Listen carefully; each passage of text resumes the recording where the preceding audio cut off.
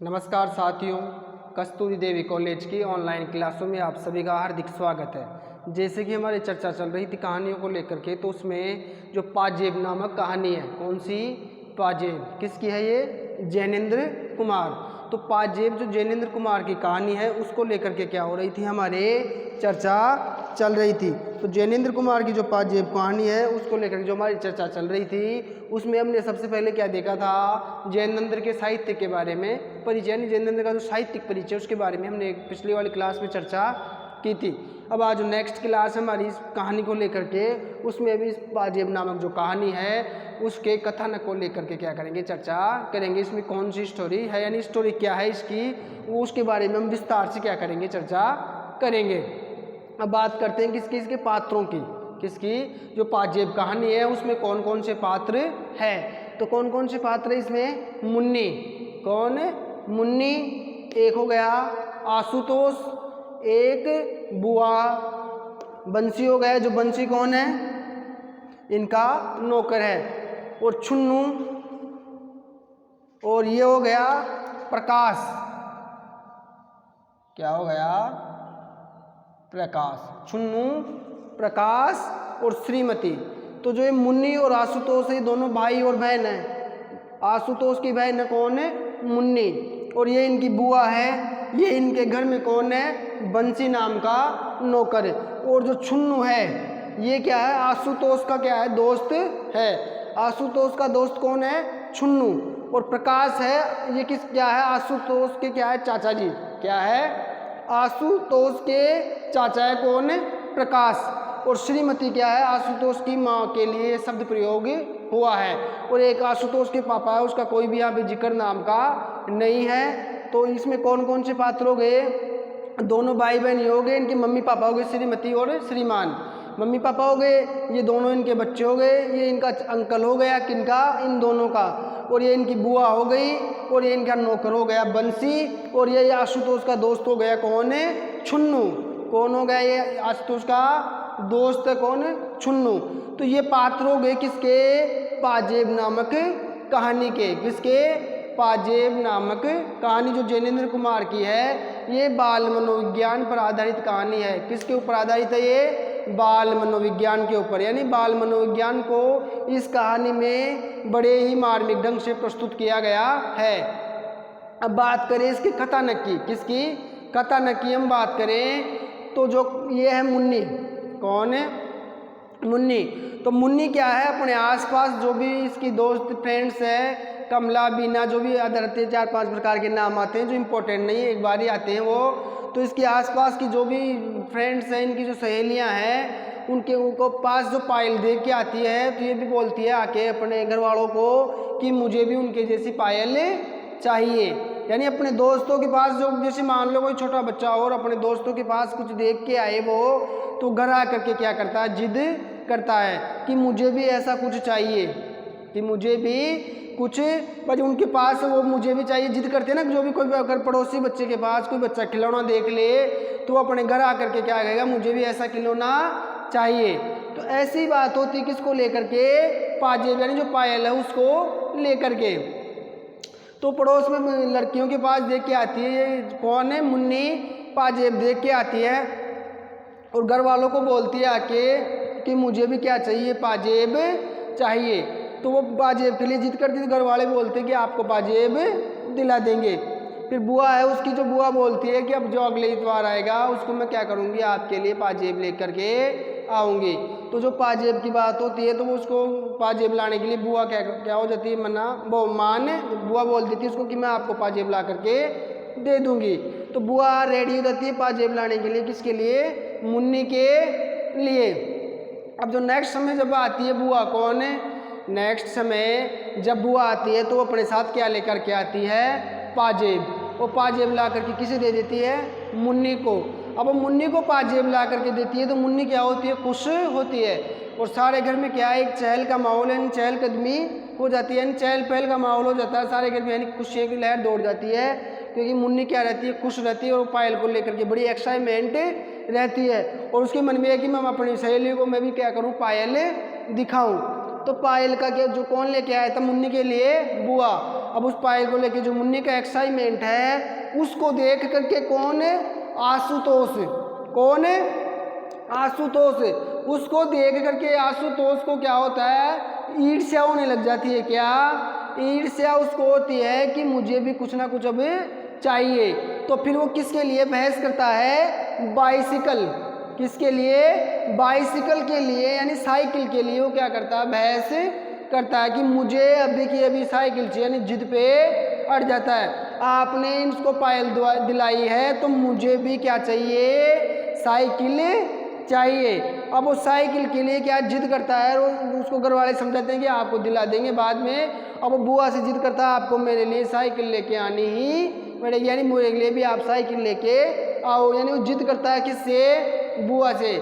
तो बुआ बोलती है कि हाँ तेरे को भी दिला देंगे, उसको तसल्ली देती है, नहीं वो मुझे अभी की अभी साइकिल चाहिए, यानी वो जिद पे बैठ जाता है कि मुझे तो साइकिल अभी के अभी चाहिए, यानी उसको साइकिल क्या है, अभी के अभी चाहिए। ऐसी जिद पर क्या करता है, वो अड़ जाता है, कौन, आशुतोष, यानी उसको थोड़ी सी क्या होने लग जाती है, अपनी बहन से ईर्ष्या होने लग जाती है, भाई इसके लिए तो पायल लेके आ गई। पहले तो क्या खुश रहता पायल को देख करके, लेकिन बाद में क्या उसमें थोड़ा सा ईर्ष्या का भाव आ जाता है कि बुआ जी ने इसके लिए पायल लेके आए तो मुझे भी कुछ ना कुछ चाहिए, मेरे लिए तो कुछ लेके ही नहीं आए। इसीलिए वो शायद बाइसिकल को लेकर के क्या होता है, जिद करने लगता है, और जिद ऐसी पकड़ता है कि मुझे अभी के अभी क्या चाहिए, बाइसिकल चाहिए।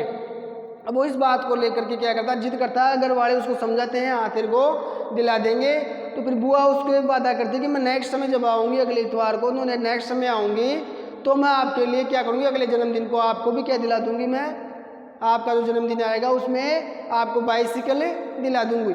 लेकिन ये जिद करता है कि मुझे अभी चाहिए, तो फिर बोलता है चलो मैं नेक्स्ट बार जब भी आऊँगी तो मैं आपके लिए बाइसिकल लेकर के आऊँगी, यानी इसको ऐसे करके तसल्ली देते हैं किसको, आशुतोष को, किसको देते हैं, आशुतोष को। तो इन तीनों के बीच में क्या होता है, ये वार्तालाप चलता है, किसको लेकर के, उस पायल और साइकिल को लेकर के।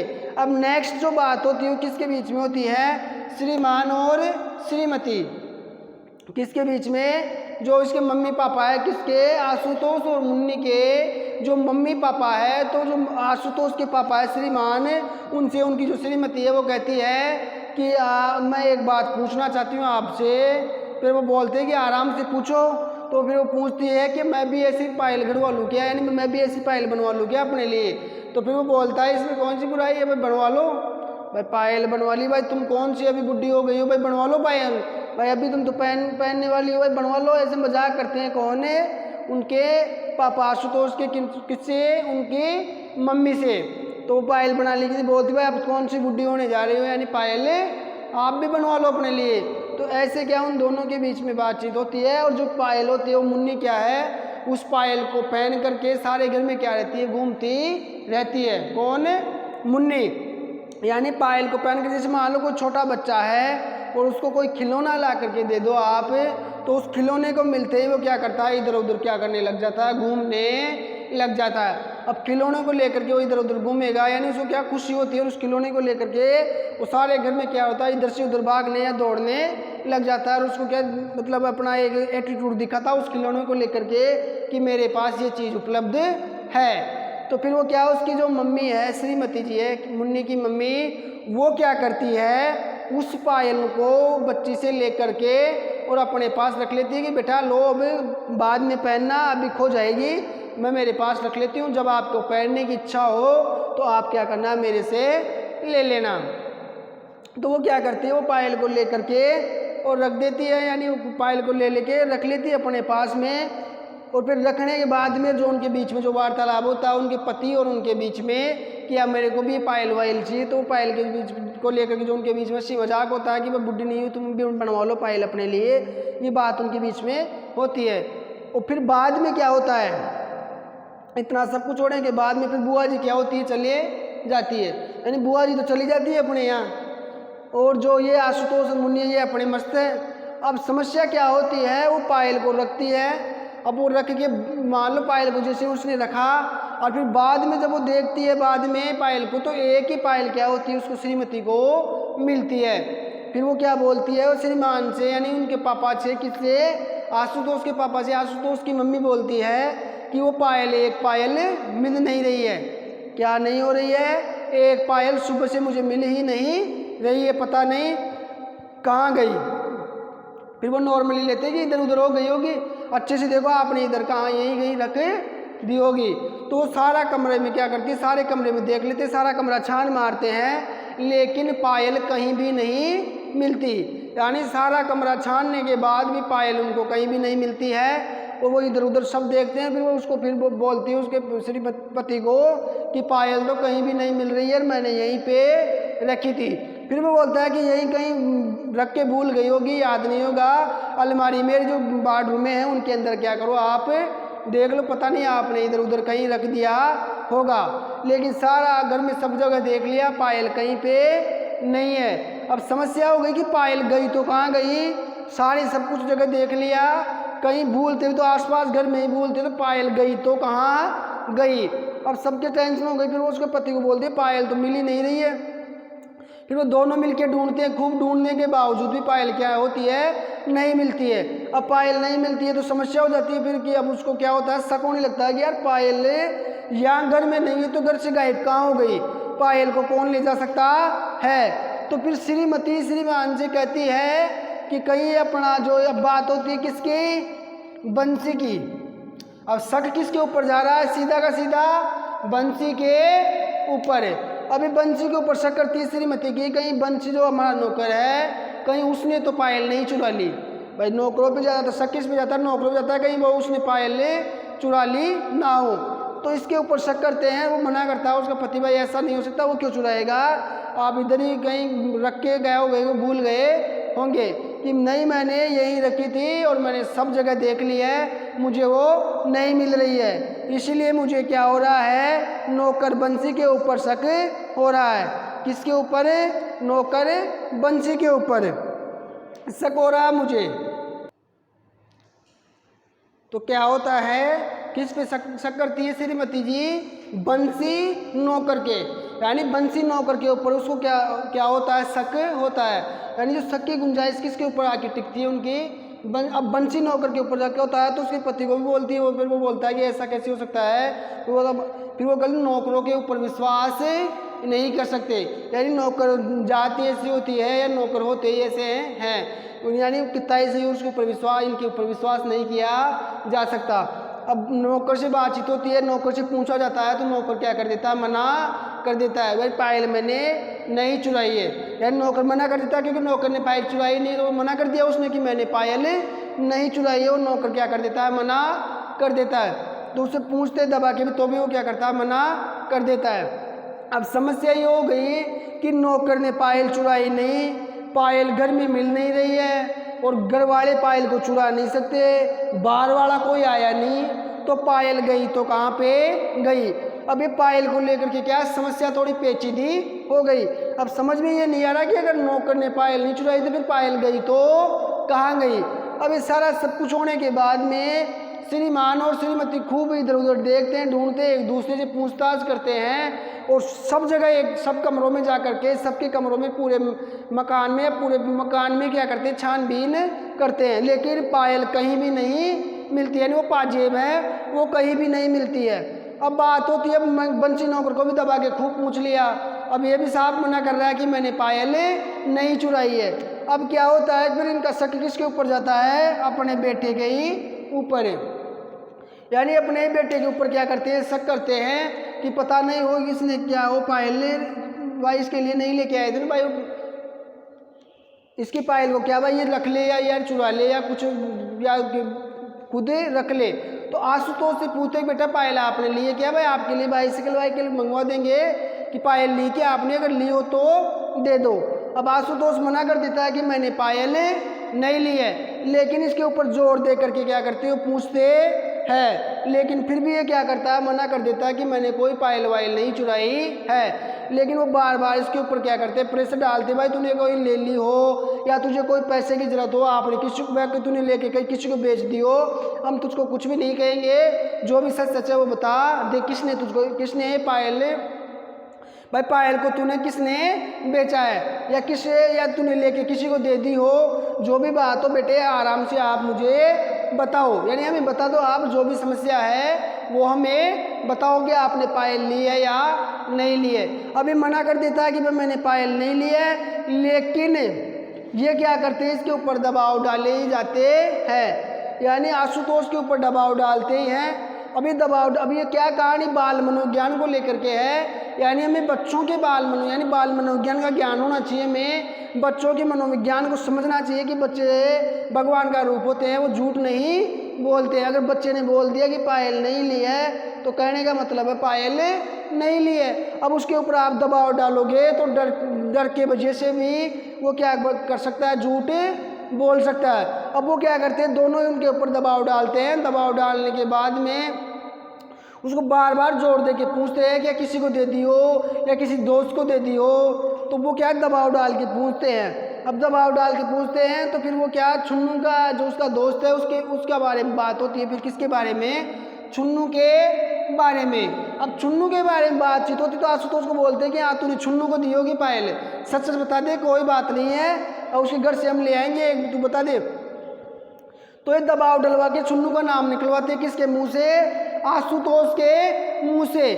फिर जाते हैं छुन्नू के घर। अब छुन्नू के घर जाने के बाद में इन जो श्रीमती है छुन्नू की माँ को बड़ा बुरा कहती है कि आपका बच्चा ऐसा है, मेरे बच्चे से पायल चुरा ली यार, ऐसे मेरे बच्चे से पायल ले ली और उसको क्या इधर उधर कर दिया यार, ऐसे जो भी है वो क्या उसको लड़ने लग जाती है। और वो लेडीज़ जो उसकी छुन्नू की माँ है वो उसकी माँ से लड़ जाती है, इससे बोलती है कि मेरा बेटा ऐसा कर नहीं सकता है, आप मेरे बेटे के ऊपर ज़बरदस्ती इल्ज़ाम लगा रहे हो, यानी मेरा बेटा ऐसा है ही नहीं, ऐसा सारा सब कुछ बात चलती रहती है। और वो अपने बेटे से जाके पूछती है। अब छुन्नू मना कर देता कि मैंने कोई भी पायल वायल नहीं ली है। और फिर ये दौड़ दे के बोलती कि नहीं मेरे बेटे ने बोल ली, आपके बेटे ने पायल लिए, वो झूठ बोल रहा है, यानी आपका बच्चा झूठ बोल रहा है, मेरे बच्चे ने कहा था कि उसने पायल लिए मेरे से। फिर वो क्या करती है, छुन्नू की मम्मा छुन्नू को पीटती है, यानी बहुत ज़ोरदार सी पिटाई होती है। पिटाई होने के बाद में क्या होता है, फिर भी वो क्या करता रहता, मना करता है, यानी वो फिर भी मना कर देता है कि मैंने कोई भी पायल वायल नहीं ली है। और छुन्नू की खूब पिटाई होती है। पिटाई होने के बाद में फिर आशुतोष से आके पूछते हैं कि वो तो मना कर रहा है उसने पायल नहीं ली है। फिर एक गुस्से में आकर के बोलता है पायल मैंने नहीं चुराई है और ना ही मैंने किसी मेरे दोस्त को छुन्नू को किसी को दी है, मुझे पायल के बारे में कोई भी पता नहीं है। फिर इसको जोर से धमकाते हैं कि तू उसका नाम कैसे लिया, ऐसे झूठ कैसे बोल रहा है, पायल पता नहीं कहाँ पे गई, तू सच सच बता पायल को कहाँ छुपाया है, किसको बेच के आया है, हम आपको वो बताओ, उसके पैसे हम वापस लौटा देंगे और अपनी पायल ले लेंगे, सच सच बता तूने किसको ये पायल बेची है। अब वो सारा सब कुछ होता है। वो क्या बच्चा है वो डर जाता है, छोटा बच्चा है वो क्या होता है डर जाता है और परेशान हो जाता है और उसको खूब क्या धमकियाँ देते हैं कि आपको कोठरी में बंद कर देंगे अगर सच सच नहीं बताओगे तो उसको क्या करते हैं धमकियाँ देते हैं और उसको दबाव उसके ऊपर डालते हैं। फिर उसको क्या करते हैं कोठरी में बंद कर देते हैं, किसको, आशुतोष को क्या करते हैं कोठरी में बंद कर देते हैं। अब कोठरी में बंद करने के बाद में वो वहीं कोठरी में बंद रहता है और क्या परेशान फिर बाद में उसको लेकर के आते हैं, थोड़ी देर बाद में फिर कोठरी से लेकर के आकर के और फिर उससे पूछते हैं, किससे, आशुतोष से। क्या पूछते, तो उसके ऊपर क्या है दबाव डलता है, उसकी कोठरी में से क्या उसको लेकर के आते हैं तो उसका मुंह क्या सूजा सूजा हुआ है और उसको जोर दे के क्या करते हैं पूछते हैं कि तू सच सच बता किसको तूने बेची है।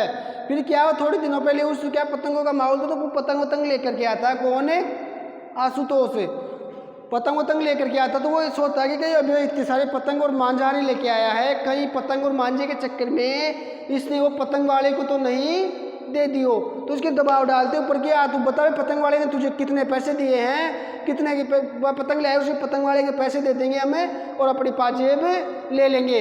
तूने पतंग वाले को दिए, इसको जोर दे करके पूछते रहते, पहले तो मना करता है फिर हाँ हाँ हाँ बोल देता है ये हाँ कि मैंने पतंग वाले को पायल दी है। यानी कि बच्चे को ज़बरदस्ती क्या करते हैं, उसको हाँ बुलवाते हैं, यानी उसको परेशान करते हैं ज़बरदस्ती और फिर परेशान होकर के क्या कह देता है, वो हाँ कह देता है। अब वो हाँ कह देता है परेशान होकर के, तो फिर वो क्या होता है, जो इसके से पापा जी है वो इसके चाचा को बुलाते हैं, प्रकाश को, किसको, प्रकाश को बुलाते हैं और बुला करके और बोलते हैं कि आशुतोष को लेके जाओ उस पतंग वाले के पास और उसको जोर दे के कह के आना कि वो बच्चे से भाई ऐसे ठगने की कैसे जरूरत थी, बच्चे से तूने पायल कैसे ली, उसको अच्छे से समझा के आना और उसके जितने भी पैसे लिए हो पैसे दे आना और अपनी पायल ले आना और आशुतोष को अपने साथ लेते हुए जाना।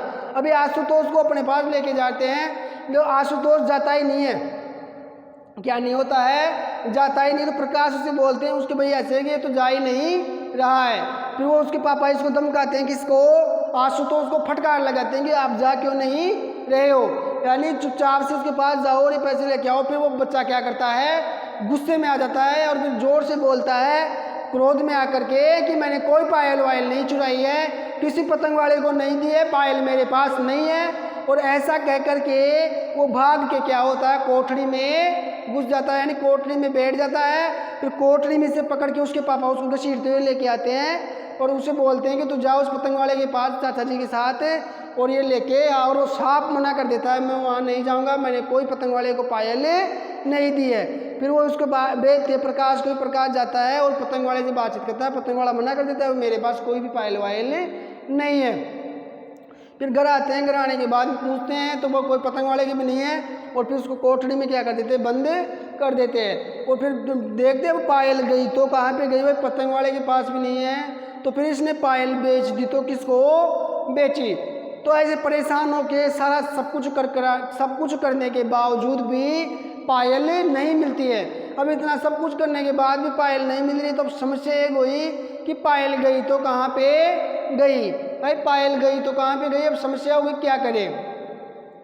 तो ये सारा सब कुछ होने के बाद में फिर क्या करते हैं, वो उसको कोठरी से निकाल कर लेके आते हैं और फिर उसको जोर दे के पूछते हैं कि अब तू सच बता दे पायल कहाँ पे गई। नहीं आज तो तेरी खैर नहीं है अगर तू नहीं बताएगा तो। उसको जोर दे के पूछते हैं, वो लड़का घबरा जाता है, वो साफ मना कर देता है कि मुझे पता नहीं है, मैंने पायल नहीं चुराई है, नहीं चुराई है, नहीं चुराई है। कहने का मतलब पायल मेरे पास नहीं है। तो पायल उसके पास नहीं, तो फिर वो घर वाले परेशान हो जाते हैं और उसके पिताजी उसके 2 चपाट लगा देते हैं। अब 2 चपाट लगाता है तो वो रोने लग जाता है और कोठरी में जाके कोने में बैठ जाता है। तो यानी कि वो इतना परेशान करते हैं उस बच्चे को, उनको ये भी मालूम नहीं कि छोटा सा बच्चा है, चुराएगा कैसे, झूठ कैसे बोलेगा। इन छोटे बच्चे वैसे झूठ नहीं बोलते, तो वो उसको परेशान करते हैं। यानी हमें बाल मनोविज्ञान को समझना चाहिए, बच्चों की भावनाओं को समझना चाहिए कि वो झूठ बोल रहे हैं या सच, उनकी भावनाओं को हमें अच्छे से समझना चाहिए। इसलिए हमें बाल मनोविज्ञान का ज्ञान होना चाहिए। अब वो उसको समझ नहीं पा रहे और उसको ज़बरदस्ती क्या करे, टॉर्चर कर रहे हैं और ज़बरदस्ती उसके पास क्या करवा रहे हैं, हाँ भरवा रहे हैं। और हाँ भरवाने के चक्कर में उस छुन्नू का क्या हो गया, उसका नाम लग गया, इधर उस पतंग वाले का हो गया। तो कहने का मतलब ये है कि वो क्या उसके ऊपर दबाव बना के हर बेमतलब में किसी और का नाम उसके मुंह से निकला रहे हैं। लेकिन अब सारा सब कुछ होने के बाद भी पायल कहीं पे भी नहीं मिलती है, यानी पायल कहीं पे भी नहीं मिली और परेशान हो गए कि पायल गई तो कहाँ पे गई। अब परेशान होने के बाद में सारा सब कुछ कर लिया, पायल नहीं मिल रही है, खूब परेशान हो गए। अब उनके समझ में ये नहीं आ रहा कि पायल गई तो कहाँ पे गई। अब आशुतोष से भी खूब पूछताछ कर लिया, सारा सब कुछ कर लिया, खूब परेशान हो गए। अब लास्ट में वो लड़का खुद परेशान हो करके अकाल कोठरी में जाके उस कोठरी में बैठ गया और साफ इनकार कर दिया कि मेरे पास कोई भी पायल वायल नहीं है, यानी मैंने पायल नहीं ली है, ना ही किसी को दी है। तो अब ये सारा सब कुछ होने के बाद में फिर क्या होता है, बुआ जी आती है। फिर बुआ आती है, बुआ के आने के बाद में फिर थोड़ा बहुत नॉर्मल उनके बीच में बातचीत होती है। फिर बातचीत होने के बाद में फिर बुआ उनको बोलती है कि ये लो आपकी पायल, उस दिन गलती से मेरे पर्स में रख करके ये चली गई थी, यानी ये पायल गलती से उस दिन मेरे पर्स में रख गई थी और मेरे साथ चल गई थी, लो इसलिए पायल लौटाने में आई हूँ। फिर उनके दिमाग में तो क्या आता है कि रे यार क्या से क्या हो गया। फिर वो सोचते इस पायल को लेकर के कितना बवंडर खड़ा हो गया, यानी जिस पायल के लिए उन्होंने इतना बड़ा बवंडर किया, उस लड़के को, बच्चे को इतना परेशान किया, नौकर पे शक किया, उस छुन्नू को पिटाई हो गई उस पायल के चक्कर में, तो इतना सारा सब कुछ हो गया। और वो पायल क्या है, वो गलती से किसके पास साथ चली गई थी, बुआ के पास। तो एक छोटी सी गलती थी जिसकी वजह से आशुतोष को कितना कुछ कष्ट उठाना पड़ा। इसीलिए इस कहानी में ये मैसेज दिया गया है कि हमें बाल मनोविज्ञान का ज्ञान अच्छे से होना चाहिए। अगर हमें बाल मनोविज्ञान का ज्ञान नहीं होगा तो हम बच्चों की भावनाओं को, बच्चों के इमोशंस को, या बच्चे क्या कहना चाहते हैं उसको अच्छे से समझ नहीं पाएंगे। और बच्चे को अच्छे से नहीं समझ पाओगे तो बच्चों का भविष्य फिर क्या होगा, अपने आप ही खराब हो जाएगा। इसीलिए हमें बच्चों के मनोविज्ञान को, यानी बच्चों की भावनाओं को समझना चाहिए, उनके विचारों को समझना चाहिए कि वो क्या कहना चाहते हैं। लेकिन उनमें बाल मनोविज्ञान की क्या थी, कमी थी। इसी वजह से उन्होंने आशुतोष के ऊपर शक किया और जो वो पायल नहीं चुराते हुए भी उसको दोषी ठहराया गया और इसको इतना टॉर्चर किया गया। तो जो आपकी पाजेब नामक कहानी है उसका कथानक यही, उसकी स्टोरी यहीं पे समाप्त होती है। तो ये स्टोरी थी किसकी, पाजेब कहानी, यानी एक पाजेब को लेकर के ये कहानी गुथी गई है इन 5-7 जो भी पात्र हैं इनको लेकर के। तो एक पाजेब को लेकर के कहानी थी, कैसे पायल खो जाती है, खोने के बाद में कैसे उनके माँ बाप उसके नौकर पे शक करते हैं, फिर नौकर के मना करने पर अपने बेटे पे शक करते हैं और उसको टॉर्चर इतना करते हैं कि उसको बच्चे को क्या करना पड़ता है, अंत में झूठ में वो पायल का जो क्या है झूठा इंजाम खुद के ऊपर लेना पड़ता है। तो ये झूठा इंजाम लेना पड़ता है, वो बच्चा कितना परेशान होता है। तो उसको एक झूठ किसी छोटी सी उनकी गलती की वजह से कितना कुछ सहना पड़ गया एक बच्चे को। इसी को इस कहानी के माध्यम से दर्शाया गया है। तो इसीलिए कहानी कौन सी कहलाती है, बाल मनोवैज्ञानिक कहानी कहलाती है। तो इस कहानी से हमें यही मैसेज मिलता है या यही संदेश मिलता है कि हमें बाल मनोविज्ञान का ज्ञान होना जरूरी है। अगर हमें बाल मनोविज्ञान का ज्ञान नहीं है तो हम बच्चों की भावनाओं को अच्छे से नहीं समझ पाएंगे, यानी बच्चे क्या कहना चाहते हैं, क्या नहीं कहना चाहते, उनकी भावनाएं क्या है, उनको हम अच्छे से परख नहीं पाएंगे और अच्छे से समझ नहीं पाएंगे। तो बच्चों की भावनाओं को समझने के लिए हमें बाल मनोविज्ञान का ज्ञान होना जरूरी है। तब जा कर के हम बच्चों की क्या भावनाओं को, उनके इमोशंस को समझ सकते हैं, अन्यथा हम बच्चों की भावनाओं को नहीं समझ सकते। तो इसीलिए हमें बच्चों की भावनाओं का क्या होना चाहिए, ज्ञान होना चाहिए। क्या होना चाहिए, बच्चों की भावनाओं का हमें नॉलेज होनी चाहिए, यानी हमें बाल मनोविज्ञान का ज्ञान अच्छे से होना चाहिए। तब जा कर के हम बच्चों के क्या विकास के लिए और या उनके फ्यूचर के लिए अच्छा सोच सकते हैं। अगर हमें बाल मनोविज्ञान का ज्ञान ही नहीं होगा तो इसी तरह आशुतोष की तरह ही और बच्चे अपने माँ बापों की गलतियों का शिकार होते रहेंगे, यानी गलतियाँ को कोई और करेगा और उसको भुगतना किसी और को पड़ेगा।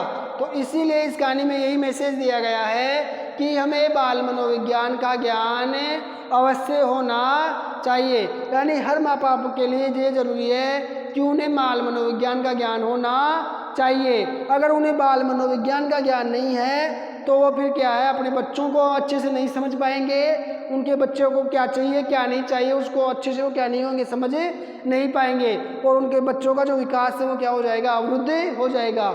इसीलिए बच्चों के विकास के लिए ज़रूरी है कि हमें बाल मनोविज्ञान का ज्ञान होना जरूरी है। तब जा कर के हम अपने बच्चों के बारे में या उनके भविष्य के बारे में अच्छे से सोच सकते हैं। अन्यथा तो फिर आशुतोष की तरह ही हमारे क्या होगा, बच्चों का बालपन छिनता जाएगा और उनके बालपन में उसे इतनी बड़ी मुसीबतों का सामना करना पड़ेगा। जिस प्रकार आशुतोष को इतनी बड़ी मुसीबत का सामना करना पड़ा, उसके पापा ने उसके ऊपर हाथ तक उठा दिया, यहाँ तक नौबत आ गई कि उसके मम्मी पापा उसके पापा को उसके ऊपर हाथ तक उठाना पड़ गया।